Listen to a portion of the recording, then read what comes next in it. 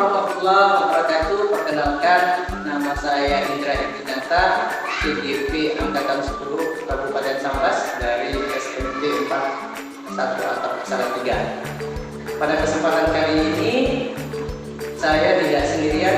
Sekarang saya bersama dengan Kepala Sekolah Ibu Suryani. Silakan Ibu Suryani diperkenalkan.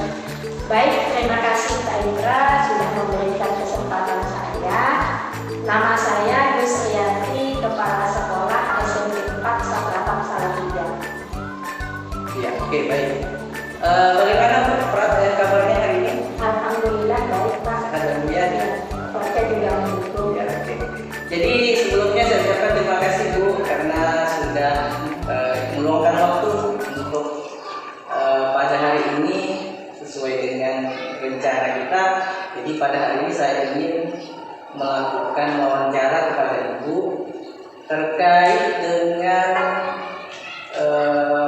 tugas saya selaku TGP, yang mana tugasnya adalah untuk mewawancarai kepala sekolah terkait dengan pengambilan keputusan berbasis nilai-nilai kebajikan selaku kepala sekolah. Nah, pertanyaan pertama yang ingin saya tanyakan kepada Ibu, nah tentunya selama ini sewaktu Ibu menjabat sebagai kepala sekolah, tentu Ibu pernah mendapati ada beberapa permasalahan atau kasus-kasus terkait dengan dilema etika. Nah, pertanyaannya adalah bagaimana Ibu mengidentifikasi kasus-kasus yang merupakan dilema etika atau rujukan moral? Cara saya mengidentifikasi kasus-kasus tersebut apakah dilema etika atau rujukan moral. Yang pertama, saya memahami dulu pengertian dari dilema etika dan rujukan moral. Kemudian yang kedua, saya mencoba memahami kasus yang dialami. Di sini kasusnya yang didalami yaitu kenali nilai-nilai moral apa saja yang bertentangan dalam kasus itu.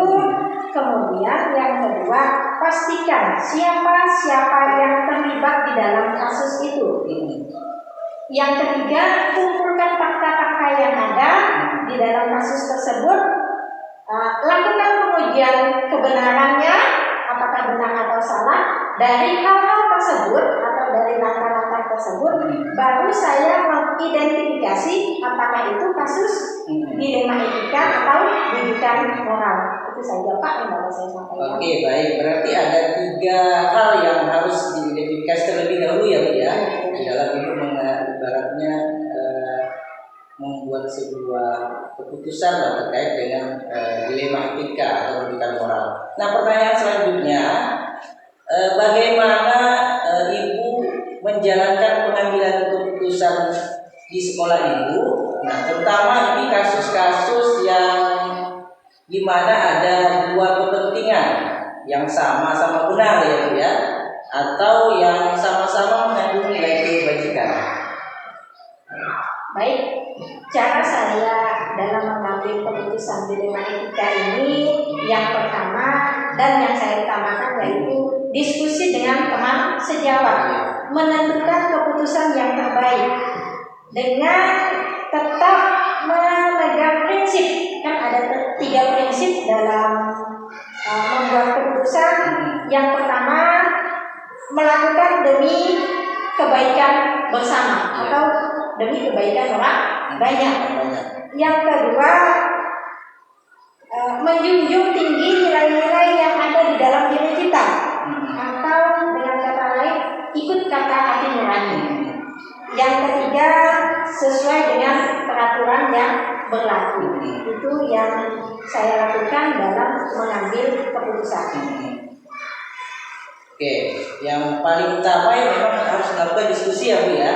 Nah, kemudian dalam diskusi tadi kata Ibu harus kita melihat dari segi kebermanfaatannya untuk orang banyak. Kemudian sesuai dengan regulasi atau peraturan ya Bu ya. Oke, jadi pertanyaan selanjutnya Bu terkait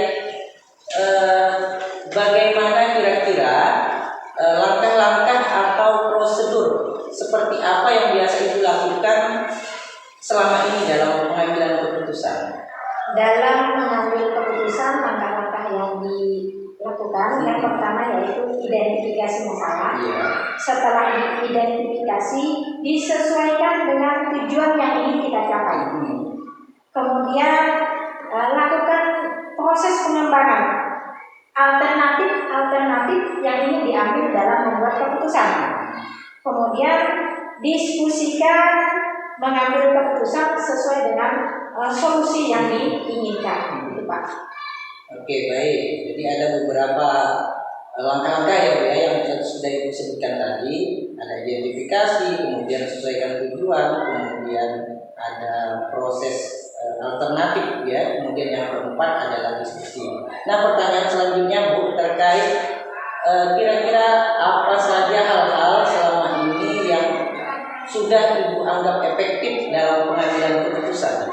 Yang sudah dianggap efektif dalam mengambil keputusan, yang pertama adalah pada saat kita mengambil keputusan itu berorientasi pada peraturan yang berlaku. Orientasi. Yang kedua, mengutamakan rasa peduli. Dan yang ketiga itu keputusan yang kita ambil diusahakan bermanfaat bagi orang lain. Untuk kebaikan orang lain. Oke, baik. Jadi tadi sudah Ibu sebutkan ada beberapa hal. Yang pertama saya ulang kembali, berorientasi sesuai dengan aturan, kemudian ada rasa peduli terhadap orang banyak, kemudian dari segi kebermanfaatannya, ya.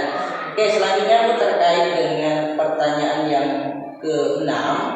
Nah, tentunya di dalam Ibu melakukan atau mengambil sebuah keputusan, tentunya ada tantangan-tantangan yang Ibu hadapi. Nah, kira-kira apa yang menjadi tantangan dalam Ibu selaku kepala sekolah dalam mengambil keputusan? Tantangan-tantangan yang berarti rasanya belum ada sampai saat ini, Pak. Cuman pada saat dalam mengambil keputusan itu terkadang kita punya perasaan apakah keputusan yang diambil ini sudah benar atau tidak. Iya, berarti ada semacam perasaan dari diri Ibu ya, apakah keputusan yang sudah diambil apa benar atau salah itu Bu ya. Makanya saya mau tambahkan diskusi agar mengurangi perasaan takut saya bahwa dalam mengambil keputusan. Berarti intinya setelah mengambil keputusan didahulukan dengan diskusi lah ya. Oke, baik. Selanjutnya tadi berkaitan dengan tantangan, kemudian kira-kira ada tidak Ibu kalau dalam mengambil keputusan itu apakah sudah terjadwal atau memang dalam mengambil keputusan itu secara spontan gitu dalam mengambil sebuah keputusan? Jadwal khusus tidak ada Bapak, tergantung situasi dan kondisi saja. Jika bisa diselesaikan secara langsung, maka kita selesaikan secara langsung. Jika memang membutuhkan waktu, maka kita jadwalkan sesuai dengan waktu, tempat, dan siapa yang terlibat. Artinya menyesuaikan dengan situasi dan kondisi, kemudian untuk permasalahannya seperti apa itu ya. Oke, baik. Oke Bu, pertanyaan selanjutnya. Nah, ini terkait dengan, nah kira-kira adakah seseorang atau orang lain yang menurut Ibu adalah faktor-faktor yang selama ini mempermudah dalam membantu Ibu dalam pengambilan keputusan dalam kasus-kasus dilema etika?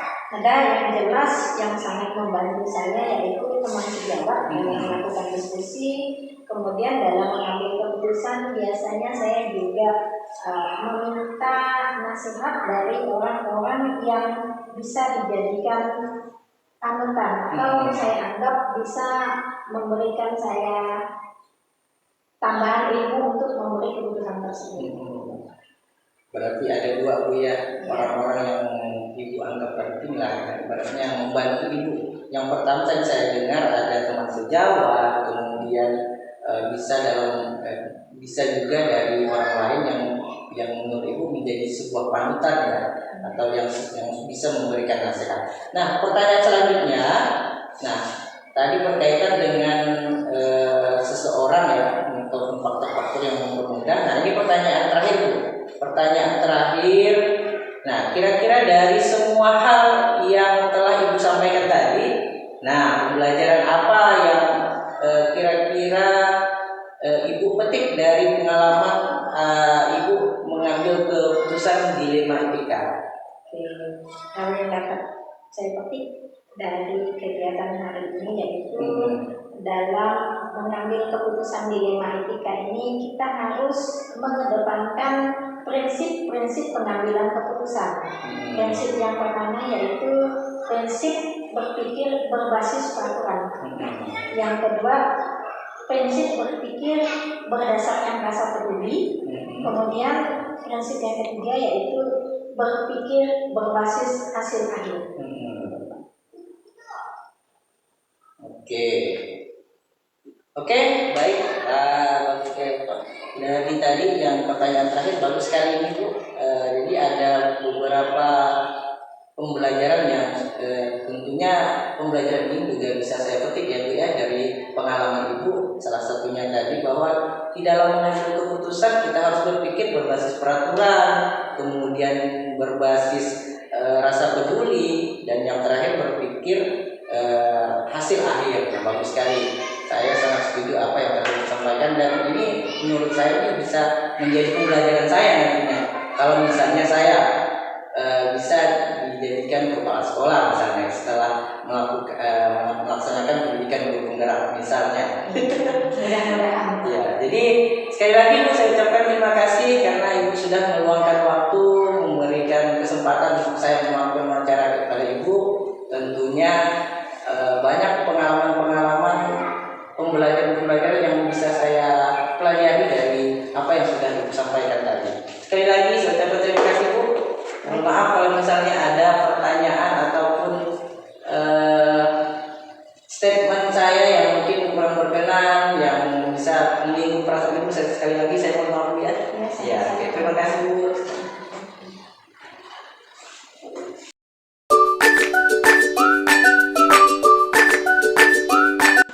Assalamualaikum warahmatullahi wabarakatuh. Ini saya tidak sendirian. Saya berada di SMP 2 Salatiga bersama dengan Ibu Kepala Sekolah. Boleh diperkenalkan Bu? Baik, Assalamualaikum warahmatullahi wabarakatuh.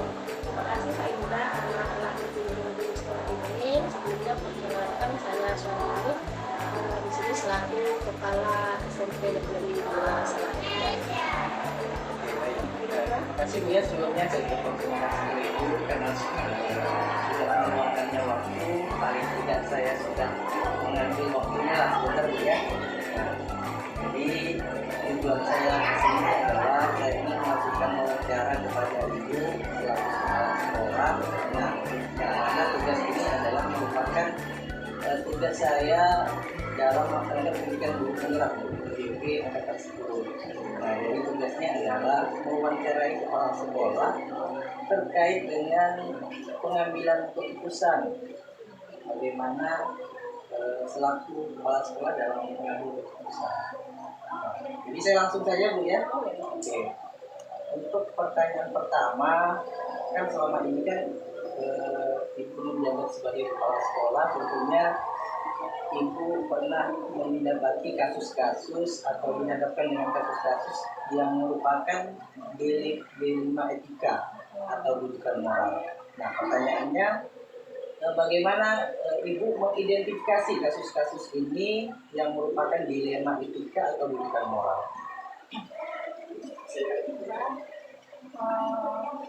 Untuk identifikasi itu dilema etika dan moral pastinya tergantung kasusnya ya. Untuk dilema etika itu kan tidak merupakan yang indah ya. Itu kasus yang biasa terhadap kelas itu kan kita menghadapi sebuah dilema. Itulah di sini perlu berkolaborasi dengan untungnya di sini kan kita sudah ada istilahnya PMM yang indah ya, di sini sudah sangat banyak membantu. Ya,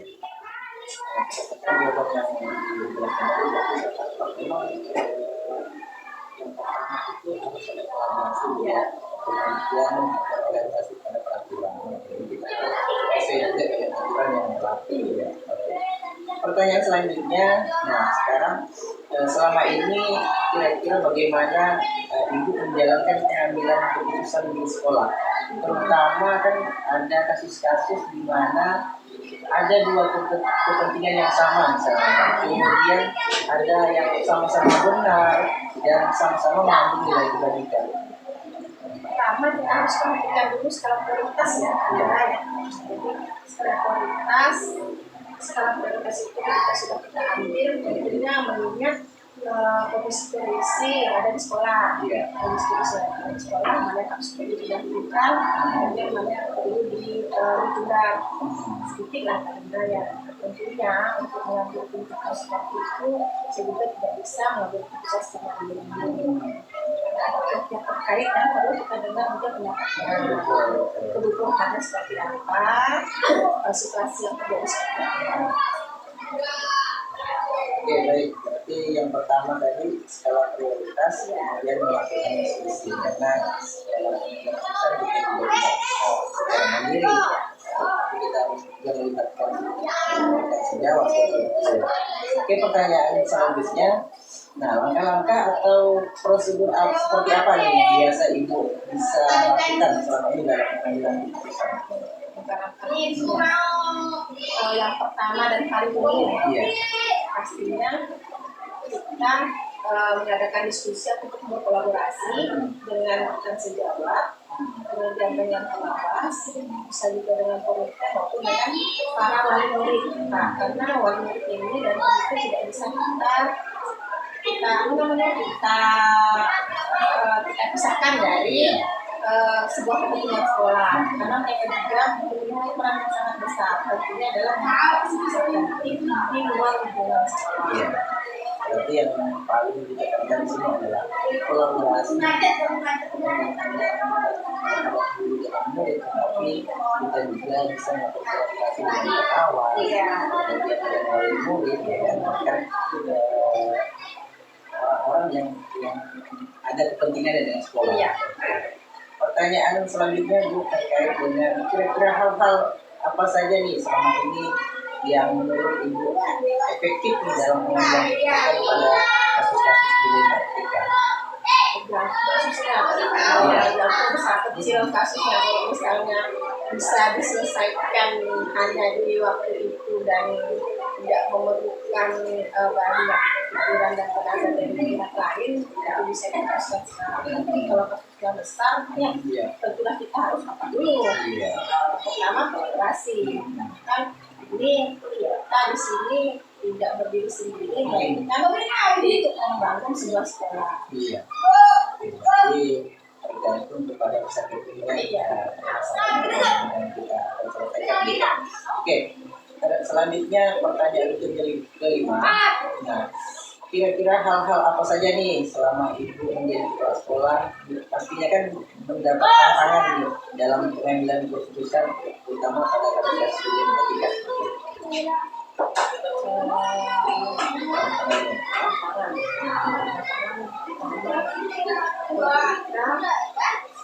Situasi yang terjadi di sekolah tidak sesuai dengan tuntutan. Misalnya saja sekarang kita rendah, kemudian dibilang siswa yang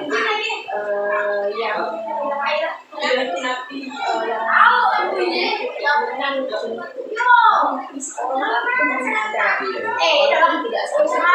tidak sampai tapi ketika 1-2% tidak terjadi setiap tahun kan itu dan jumlahnya banyak Pak.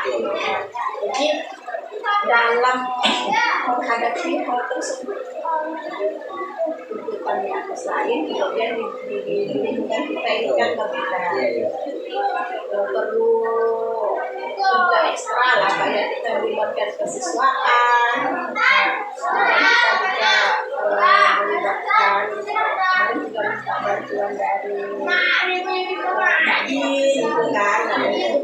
salah satunya meningkatkan motivasi dari siswa supaya siswa tidak putus sekolah. Kemudian yang perlu kita lakukan adalah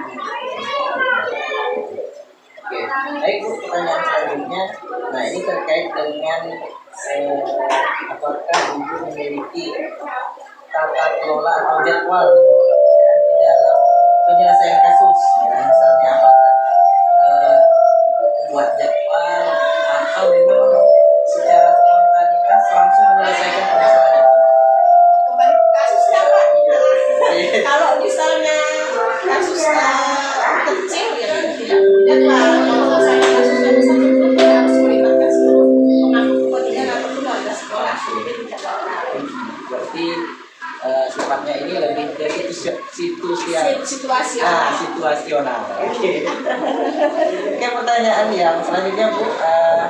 Nah, kira-kira adakah seseorang atau faktor-faktor nih yang selama ini istilahnya mempermudah atau membantu ibu nih dalam pengambilan keputusan, nah, terutama dalam kasus-kasus ini SMK? Nah, jadi alhamdulillah ada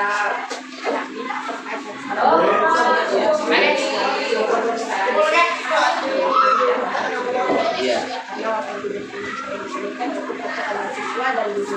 Iya. Guru ini menjadi baik dari siswa maupun dari yang kedua adalah siswa. Kedua orang ini sangat membantu saya dalam mengambil surat keputusan dan kita bawalah ke forum pengawas sih Pak kalau keputusan yang besar kan. Pengawas ya Bu ya. Pengawas ini kan juga pembina dari sekolah kita ya. Oke, baik. Ini pertanyaan terakhir nih Bu. Nah, dari semua hal yang telah Ibu sampaikan tadi, nah kira-kira pembelajaran apa nih yang dapat Ibu petik nih dari pengalaman Ibu ya suatu pengambilan keputusan tentang dilematika? Pelajaran yang diambil betapa pentingnya kepada seluruh warga sekolah